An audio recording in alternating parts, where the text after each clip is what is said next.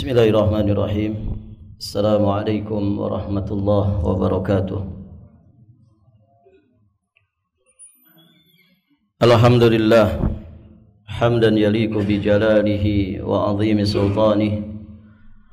Asyhadu an la ilaha illallah wahdahu rabbi la syarikalah. Wa asyhadu anna Muhammadan 'abduhu wa rasuluhu, amma ba'd. Allahumma inna nas'aluka ilman nafi'an wa na'udzu bika min ilmin la yanfa'. Para hadirin ikhwati fid din wa akhwat fillah rahimani wa rahimakumullah. Alhamdulillah, kita bersyukur kepada Allah. Pada malam hari yang berbahagia ini kita sudah masuk di tanggal 9 Dzulqa'dah 1446 Hijriah. Kita bersyukur kepada Allah yang telah memberikan kemudahan kepada kita semua untuk melanjutkan pelajaran kita. Masih di pembahasan syarah akidah salaf. Kita sekarang masuk di pembahasan beberapa hadis yang menunjukkan bahwa sunnah Rasul sallallahu alaihi wa alihi wasallam itu menjelaskan Al-Quran dan masuk ke dalam Al-Quran, termasuk ke dalam Al-Quran. Maksudnya sama-sama wahyu dari Allah Subhanahu wa ta'ala. Ada 4 hadis yang disampaikan oleh muallif hafizahullahu ta'ala. Hadis pertama,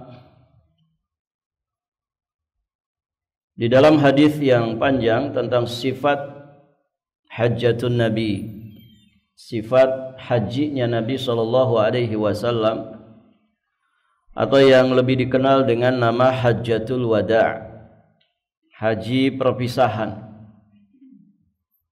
Di dalam hadis yang panjang tersebut yang diriwayatkan oleh Imam Muslim, diterima dari jalan sahabat yang mulia Jabir bin Abdullah radhiyallahu taala anhu, disebutkan wa Rasulullah sallallahu alaihi wasallam baina adhhurina wa alaihi yanzilul Qur'an wa huwa ya'rifu ta'wilahu wa ma amila bihi min syai'in amilnahu.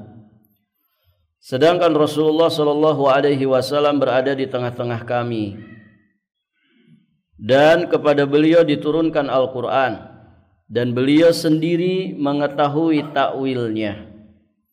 Beliau sendiri mengetahui tafsirnya.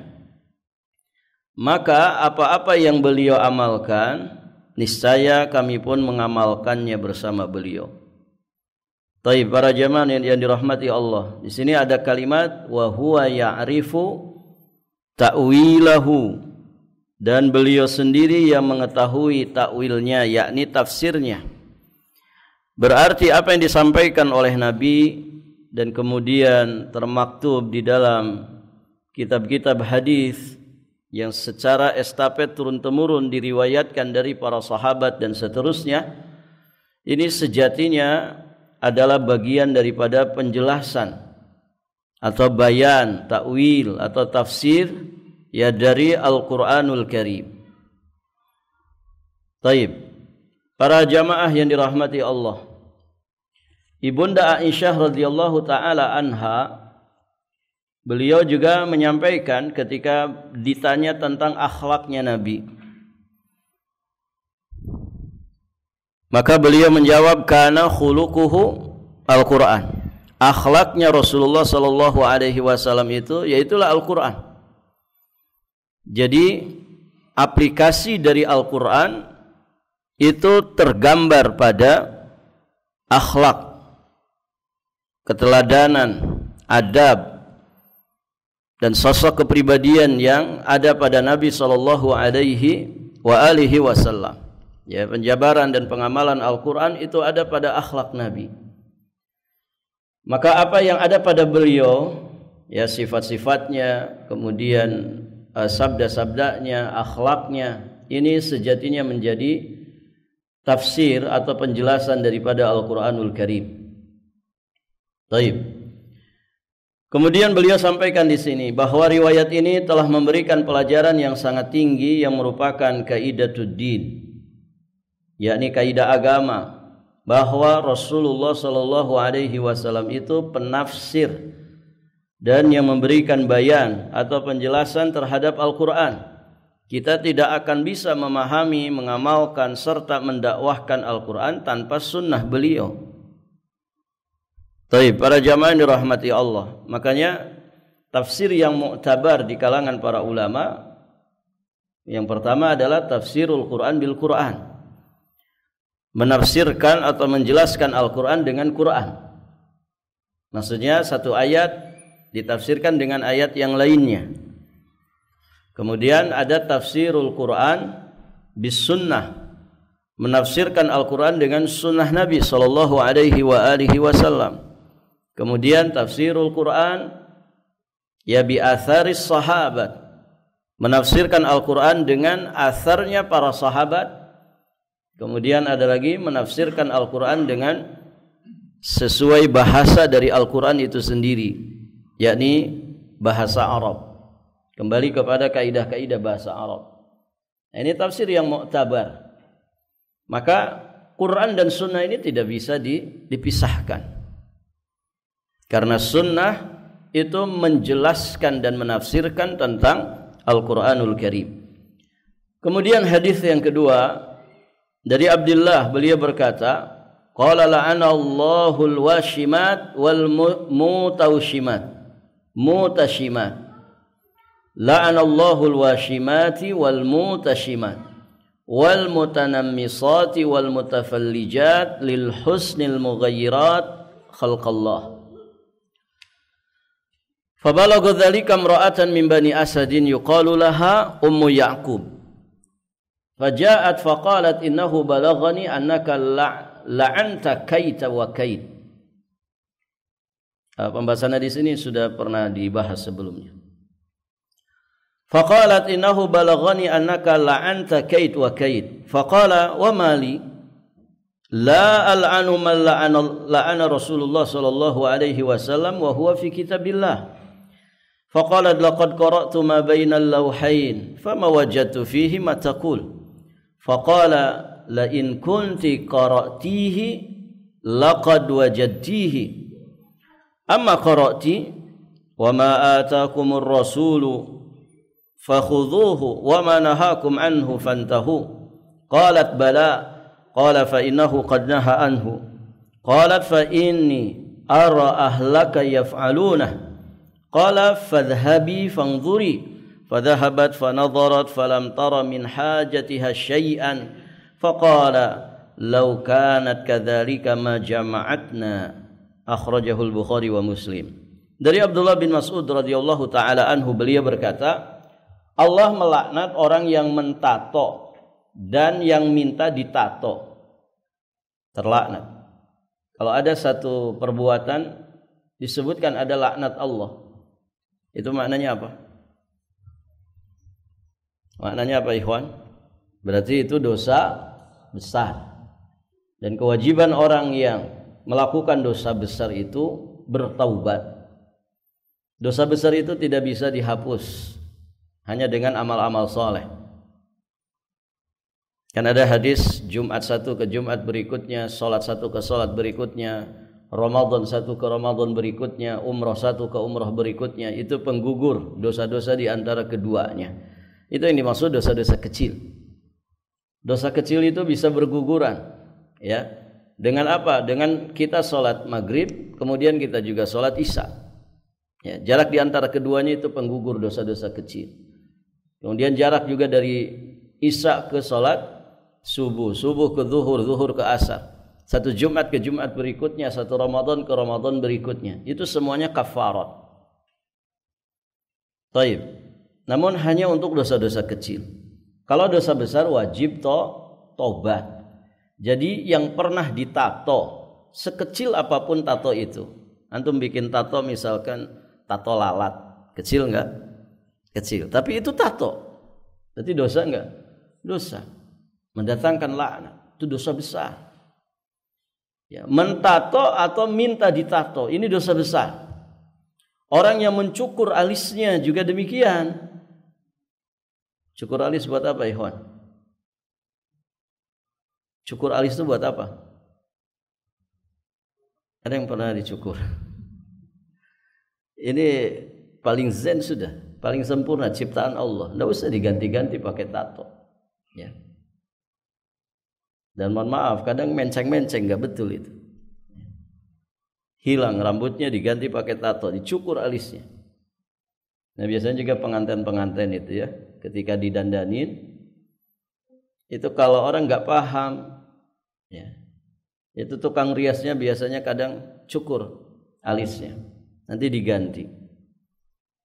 Ya, ada yang sementara, mungkin ada yang permanen. Nah mencukur alis itu tidak boleh, terlaknat. Itu sekedar mencukur. Bagaimana kalau diganti dengan tato? Taib. Kemudian yang terlaknat juga adalah yang mengkikir giginya. Ini semua adalah untuk kecantikan, demi kecantikan, demi berpenampilan menarik. Dikikir giginya demi kecantikan. Dan semua ini merupakan bentuk merubah ciptaan Allah Subhanahu wa taala yang mendatangkan laknat. Maka siapapun yang melakukan itu wajib bertaubat kepada Allah Subhanahu wa taala. Taib. Ketika Abdullah bin Mas'ud menyampaikan apa yang disabdakan oleh Nabi sallallahu alaihi wasallam ini, maka sampailah perkataan Abdullah bin Mas'ud di atas kepada seorang wanita dari suku Asad yang dipanggil dengan Ummu Ya'qub. Lalu dia datang dan berkata kepada Abdullah bin Mas'ud, sungguh telah sampai kabar kepadaku bahwasanya engkau telah melaknat perbuatan ini dan itu. Maka kemudian jawaban Abdullah bin Mas'ud, ya beliau menjawab, loh, mengapa aku tidak melaknat orang yang telah dilaknat oleh Rasulullah sallallahu alaihi wasallam? Dan itu sudah ada di dalam kitabullah Al-Quranul Karim. Maka kemudian perempuan itu berkata, baik para jamaah yang dirahmati Allah, sungguh aku telah membaca kitabullah. Jadi perempuan tadi kemudian berkata, karena pengakuannya Abdullah bin Mas'ud bahwa yang aku sampaikan itu disampaikan oleh Nabi. Jadi Nabi sudah melaknat perbuatan-perbuatan tadi. Dan beliau pun menyampaikan bahwa itu ada di dalam Al-Quran. Maka kemudian perempuan tadi mengatakan, sesungguhnya aku telah membaca Al-Quran, maka aku tidak mendapati di dalamnya apa yang engkau katakan itu. Gak ada tuh di dalam surat-surat atau ayat-ayat Al-Quran tentang larangan mentato atau minta ditato, mencukur alis, mengikir gigi. Baik, para jamaah yang dirahmati Allah. Maka hadirin jamaah yang dirahmati Allah, Abdullah bin Mas'ud ya kemudian beliau menyampaikan, sungguh jika engkau memang benar-benar membacanya, pasti akan kau dapatkan tentang masalah ini. Beliau sampaikan, tidakkah engkau membaca firman Allah Subhanahu wa taala, wa ma atakumur rasulu fakhudhuhu wa ma nahakum anhu fantahu. Apa-apa yang Rasul berikan kepada kamu ambillah, dan apa-apa yang telah dia larang untuk mengerjakannya maka tinggalkanlah. Ini kan ada ayatnya. Apa yang datang dari Nabi terima dengan lapang hati, dan apa yang dilarang oleh Nabi tinggalkan sejauh-jauhnya. Barakallahu fiikum. Perempuan itu kemudian menjawab, iya. Abdullah bin Mas'ud berkata, sesungguhnya beliau telah melarang mengerjakan perbuatan-perbuatan tadi. Mentato, minta ditato, mencukur alis, kemudian mengikir gigi. Baik para jamaah yang dirahmati Allah. Perempuan itu pun akhirnya berkata, maka sungguh aku akan melihat bahwa istrimu juga melakukannya. Maka kemudian Abdullah bin Mas'ud mengatakan, pergi dan lihatlah. Lalu perempuan itu pergi. Kemudian dia melihat, yakni keadaan istri dari Abdullah bin Mas'ud. Tetapi dia tidak mendapatkan sesuatu pun juga dari apa yang dia maksudkan. Maka berkatalah Abdullah bin Mas'ud, kalau sekiranya keadaan istriku seperti itu, sudah pasti dia tidak akan berkumpul bersama kami. Maksudnya saya sebagai suaminya pasti lebih dulu akan memberikan peringatan, akan melarang dirinya. Barakallahu fikum. Baik para jamaah, ya, riwayat ini dikeluarkan oleh Imam Al-Bukhari dan juga Imam Muslim. Dan penjelasan tentang hadis yang panjang ini sudah ada sebelumnya, yakni di poin yang ke-74. Ya, sekarang kan kita sedang membahas poin 90 sekian, ya, 99. Di poin 74 ini sudah dibahas panjang lebar. Dan syahidnya para jamaah yang dirahmati Allah, jelas di sini ya, bahwa pada dasarnya Al-Quran dan Sunnah itu tidak saling bertentangan. Artinya gini, kalau ada kemudian di dalam hadis, dan hadis itu sahih, Nabi memerintahkan sesuatu atau melarang sesuatu, tidak boleh kita mempertentangkannya. Di Quran nggak ada itu, gitu ya.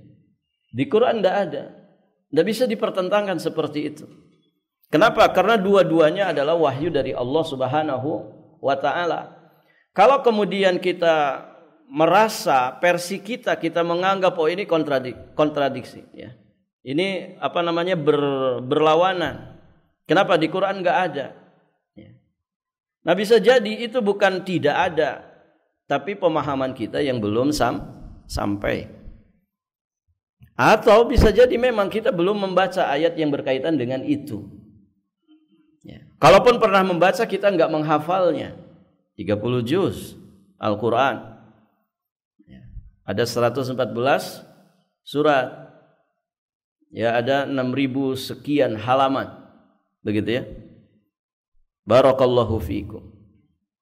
Baik, jadi tidak dipertentangkan. Dan sebagian para ulama menulis kitab-kitab khusus ayat dan hadis yang seolah-olah bertentangan, padahal hakikatnya tidak bertentangan. Baik, para jamaah yang dirahmati Allah. Ini hadis yang kedua. Berikutnya hadis yang ketiga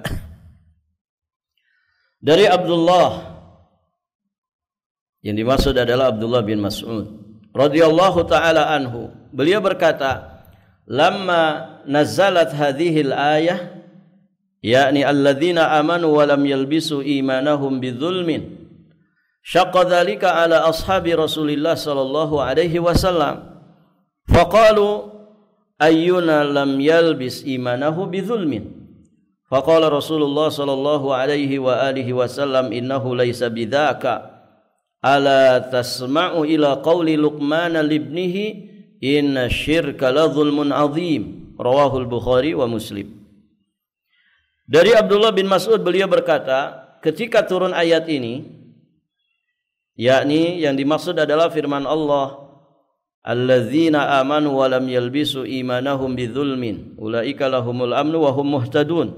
Orang-orang yang beriman dan tidak mencampur adukan keimanan mereka dengan kezaliman, maka ulaika lahumul amnu wa hum muhtadun. Mereka itulah orang-orang yang memperoleh keamanan dan mereka itulah orang-orang yang mendapatkan hidayah. Ada di surat Al-An'am ayat 82. Baik, para jamaah, ketika turun ayat ini, maka syaqqa dzalika ala ashabi Rasulillah. Para sahabat itu merasa berat, membuat susah para sahabat, ya, saat mendengar firman Allah Subhanahu wa taala ini. Maka mereka berkata, ini gambaran bahwasanya mereka merasa berat, ya, mendengar ayat ini.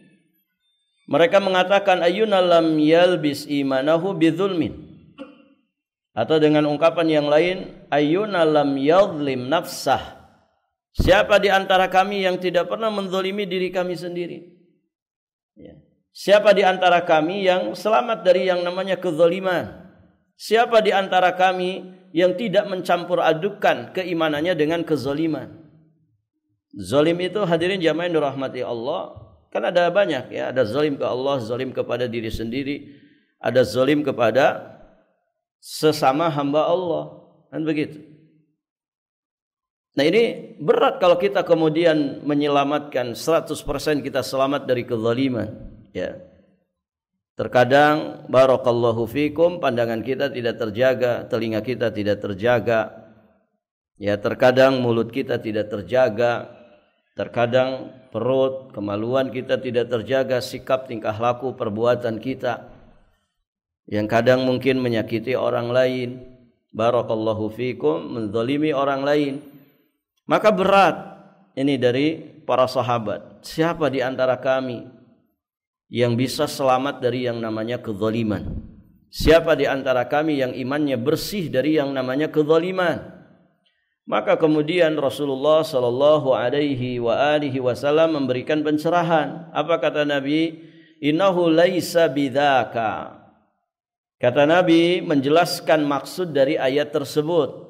Sesungguhnya bukan itu yang dimaksud.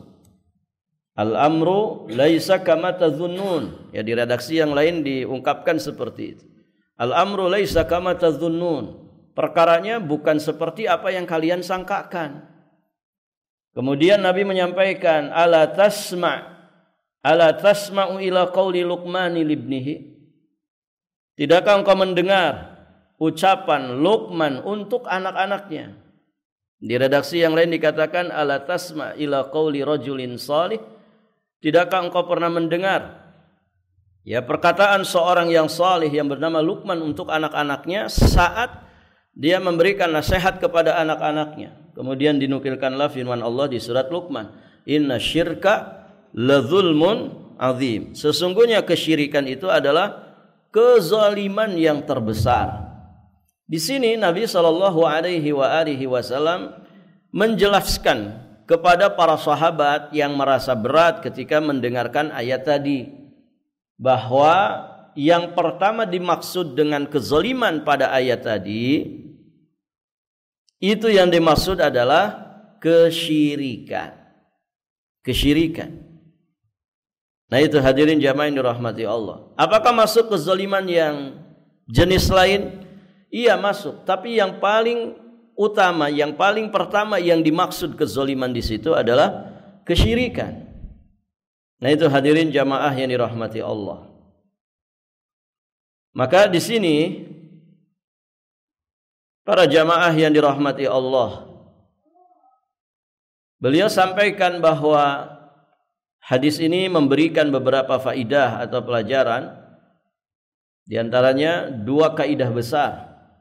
Yang pertama tentang kedudukan sunnah yang sedemikian tingginya di dalam Islam. Dan di sini kedudukan sunnah adalah menafsirkan Al-Quran sebagai penafsir Al-Quran, ya sebagai penjelasan daripada ayat-ayat Quran. Dan banyak sekali Nabi menjelaskan tentang maksud daripada ayat-ayat Quran di dalam hadis-hadis. Ya, sehingga seseorang tidak akan dapat memahami, mengamalkan serta mendakwahkan Al-Quran tanpa sunnah Nabi sallallahu alaihi wasallam. Perhatikan di sini. Kalau para sahabat saja yang mereka itu adalah orang Arab tulen, Arab mereka ini Arab yang fasih, ya, ternyata tidak sanggup memahami salah satu daripada ayat Al-Quran. Bahkan mereka sempat keliru. Maka bagaimana dengan orang-orang yang sesudahnya? Bagaimana orang-orang yang datang sesudahnya? Di sini kedudukan sunnah. Dan para ulama ketika membawakan riwayat ini, mereka juga sering menyampaikan bahwa di sini menunjukkan tentang kewajiban mengikuti pemahamannya para sahabat Nabi sallallahu alaihi wasallam. Kenapa? Karena mereka itu orang-orang yang pertama kali memahami dari penjelasan Nabi tentang ayat-ayat Al-Quran. Mereka juga orang-orang yang pertama kali memahami hadis-hadis Nabi karena langsung dijelaskan oleh Nabi dan dipraktekkan oleh Nabi. Mereka membersamai Nabi dalam itu semua. Sehingga tabaqat sahabat ini tidak boleh putus. Maka aneh kalau ada orang kemudian saya tidak butuh kepada para sahabat. Saya bisa langsung paham Quran, saya bisa langsung paham hadis. bahasa Arab saya mumtaz. Begitu ya. Barakallahu fikum. Ini loh orang Arab. Ya. Tetap kemudian diingatkan oleh Nabi, mereka mendapatkan pencerahan dari Nabi. Artinya apa? Barakallahu fikum, kita tetap berpegang kepada sunnah Nabi sallallahu alaihi wasallam yang menjelaskan tentang ayat-ayat Quran. Baik, para jamaah yang dirahmati Allah. Kemudian beliau sampaikan di sini, anehnya orang-orang yang hidup di zaman ini berhayal ingin lebih pandai dari orang-orang yang hidup pada masa turunnya wahyu. Alangkah jauhnya jarak antara masyrik dengan maghrib. Alangkah jauhnya antara jarak timur dan barat. Artinya begini, ya, menafsirkan Al-Quran itu harus dengan petunjuknya. Ya, harus dengan tafsir yang benar. Ayat ditafsirkan dengan ayat, ayat ditafsirkan dengan sunnah Nabi sallallahu alaihi wasallam, ditafsirkan dengan athar sahabat. Ya, jangan ya menafsirkan dengan penafsiran sendiri, ya, karena akan sangat berbahaya. Begitu kan? Orang kalau asal nyomot ayat, ini kan bisa sesat dan menyesatkan. Kaum manusia, tidak usah sholat. Kenapa? Karena di dalam Al-Quran orang sholat itu celaka. Begitu kan? Bahaya enggak ikhwan? Bahaya. Fawailul lil musallin. Celakalah orang-orang sholat. Jadi mending enggak usah sholat biar selamat. Nah, ini kan bahaya. Atau misalkan ayat Quran diambil sepotong saja tanpa penjelasan.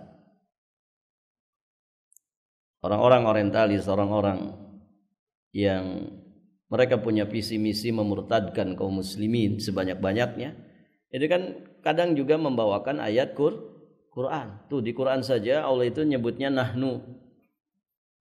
Ya, domirnya domir banyakkan kami, berarti tidak sendiri. Berarti ada Tuhan Bapa, ada Tuhan Ibu, ada Tuhan Anak. Begitu kan? Namanya nahnu itu kan tidak sendirian. Nah, ini berbahaya sekali. Para hadirin jamaah yang dirahmati Allah. Ya. Atau mereka bawa Al-Quran itu untuk apa? Mendukung atau menguatkan perbuatan-perbuatan menyimpang yang ada pada diri mereka. Oh, banyak sekali. Termasuk orang-orang Khawarij kan begitu.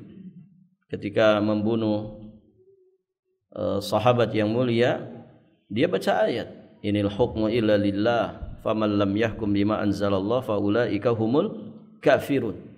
Ya, sesungguhnya hukum itu hanya milik Allah. Siapa yang tidak berhukum dengan hukum Allah maka dia kafir.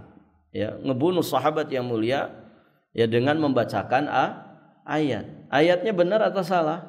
Betul. Ada ayat seperti itu, memang iya ada. Tapi pemahamannya yang kacau. Dia arahkan ya ayat-ayat tersebut untuk apa? Untuk kaum muslimin. Na'udzubillah. Dan banyak lagi contoh-contohnya. Nah, itu para jamaah. Kemudian faidah yang kedua dari riwayat tadi menunjukkan bahwa ayat-ayat Al-Quran satu dengan yang lainnya saling menafsirkan, bukan saling bertentangan. Hal ini merupakan salah satu cara di dalam menafsirkan Al-Quran. Ayat ditafsirkan dengan ayat. Dan ada kitab tafsir yang lebih fokus ke penafsiran Quran dengan Quran. Namanya kitab Adwa'ul Bayan, karya Imam Asy-Shinqiti. Ya, Adwa'ul Bayan. Taib para jamaah. Kalau yang lengkap, di dalamnya ada Quran, ayat ditafsirkan dengan ayat, ayat ditafsirkan dengan hadis, dengan athar sahabat, ya, dengan sisi bahasa Arab. Itu namanya tafsir Ibnu Katsir. Ya, makanya menjadi rujukan ya para mufassir. Tafsir Imam Ibnu Katsir. Baik, para hadirin jamaah yang dirahmati Allah. Ada juga tafsir Ibnu Abbas. Berarti kan dengan asarnya dengan asarnya sahabat Ibnu Abbas. Ya, tafsir Ibnu Abbas. Ya, semua riwayat Ibnu Abbas terkait dengan ayat-ayat Al-Quran itu kemudian dibukukan. Nah, hadirin jamaah yang dirahmati Allah, itu berarti tafsir dengan athar sahabat. Taib. Kemudian yang keempat, hadis yang keempat, ini hadis terakhir dari Ya'la bin Umayyah. Beliau berkata, qultu li Umar bin al-Khattab, laisa 'alaikum junah an taqsuru minas shalah in khiftum ay yaftinakumul ladzina kafaru faqad aminan nas. Faqala ajibtu mimma ajibta minhu. Fasa'altu Rasulullah sallallahu alaihi wasallam an dzalik faqala sadaqatun tasaddaqallahu biha alaikum faqbalu sadaqatahu. Rawahu Muslim. Dari Ya'la bin Umayyah, beliau berkata, aku pernah bertanya kepada Umar bin Khattab tentang firman Allah Subhanahu wa taala, yakni di surat An-Nisa ayat 101. Laisa 'alaikum junahun an taqsuru minas salati in khiftum ay yaftinakumul ladzina kafaru. Tidak ada dosa atas kamu mengqasar atau meringkas salat jika kamu takut diganggu oleh orang-orang kafir. Maka sekarang ini sesungguhnya manusia telah aman. Jadi bertanya, ini kan mengqasar salat ketika ada rasa takut. Nah, bagaimana kalau kemudian keadaannya sudah aman, yakni peperangan sudah selesai? Ya, dengan demikian tidak ada lagi gangguan dari orang-orang kafir. Sedangkan ayat tadi ya mensyaratkan in khiftum ayyaftinakumul ladzina kafaru, jika ada rasa takut. Ya. Jadi kebolehan qasar salat apabila takut diganggu oleh orang-orang kafir, yang ini biasa terjadi pada masa peperangan.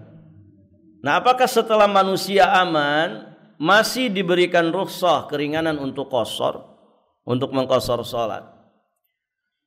Maka kemudian Umar ibnul Khattab radhiyallahu taala anhu, beliau mengatakan, aku pun pernah heran sebagaimana engkau heran terhadap ayat itu. Ajibtu mimma ajibta minhu. Artinya Umar juga sama. Dia pernah merasa heran sebagaimana orang yang bertanya tadi juga merasa heran terhadap ayat tersebut. Kemudian aku tanyakan kepada Rasulullah sallallahu alaihi wasallam. Lihat di sini Umar bertanya kepada Nabi. Ya, tidak asal ngarang-ngarang sendiri memberikan jawaban. Tapi beliau pernah bertanya kepada Nabi sallallahu alaihi wasallam tentang permasalahan ini. Maka beliau bersabda, sadaqatun tasaddaqallahu biha alaikum faqbalu sadaqatahu. Itu merupakan sedekah yang Allah sedekahkan kepada kamu, maka terimalah sedekahnya itu.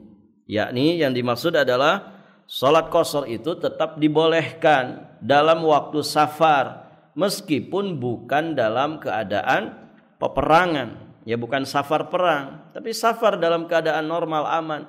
Maka tetap ya hukumnya berlaku, karena yang demikian itu termasuk rukhsah, keringanan yang Allah berikan. Rukhsah itu bagian daripada sedekah dari Allah Subhanahu wa taala kepada kita. Dan jangan merasa eman-eman begitu ya. Karena sebagian orang gini, enggak puguh gitu ya. Masa salat tadinya 4 jadi 2. Sebagian orang kan merasa risih, merasa enggak puguh. Saya khawatir pahalanya berkurang. Kalau 4 pahalanya 40, kalau 2 jadinya berapa? Jadi 20. Padahal tidak seperti itu. Ini bagian daripada syariat. Dan demikianlah indahnya syariat ini. Hadirin jamaah yang dirahmati Allah.